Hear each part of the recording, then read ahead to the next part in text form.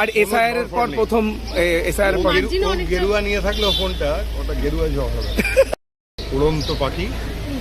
কিন্তু এখনো এই মুহূর্তে আমি এমএলএ, তৃণমূলের এমএলএ, আমি 7 তারিখ পর্যন্ত থাকবো। আমাদের যতদিন না গভর্নমেন্ট ফর্ম করে তত করবে। সেই জন্যে একটাই প্রবলেম হচ্ছে যে এই মুহূর্তে আমাদের যেটা এক্সপেকটেশন সেটা হচ্ছে বাংলা বাঁচা। তো বাংলা বাঁচা কর্মসূচির মধ্যে আমি থাকবো, চিরকালই থাকবো। সেটা আমি কোনো পার্টিকে বিলং করি কি না করি কোনো প্রবলেম নেই, কিন্তু আমি বাংলা তোমাকে বাংলা। আর এসআইআর এর পর প্রথম এসআইআর এর পর গেরুয়া নিয়ে থাকলেও ফোনটা ওটা গেরুয়া জল হবে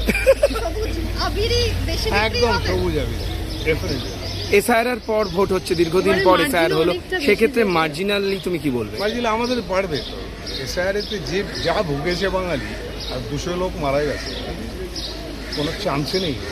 আর ব্যক্তিগতভাবে দীপকদা কতটা আজকে ইমোশনাল, কারণ এবার তুমি যেহেতু প্রার্থী নাও, দীর্ঘদিন এতদিন ধরে লড়ে এসেছো। আমার অদ্ভুত লাগে, এখানে ভোট দিয়ে প্রত্যেকবার আমি চলে যাই, গিয়ে বারাসাতে দেখি আমারটা ভোট কাউন্টিং করি। এটাই নিয়ম ছিল এতদিন ধরে, 15 বছর ধরে। তো এবার আমার সেই হেডেকটা নেই।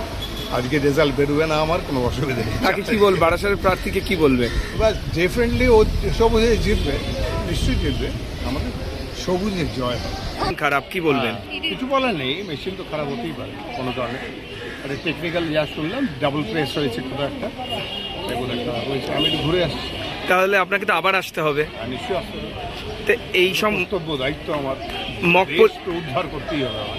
মক পোলিং হয়, সেক্ষেত্রে নির্বাচন কমিশন একটু তৎপর হওয়া উচিত যান্ত্রিক গোলযোগের বিষয়। যান্ত্রিক গোলযোগে তারা যা করবে, যেটুকু টাইম লাগা সে তো লাগবে, কিছু করার নেই।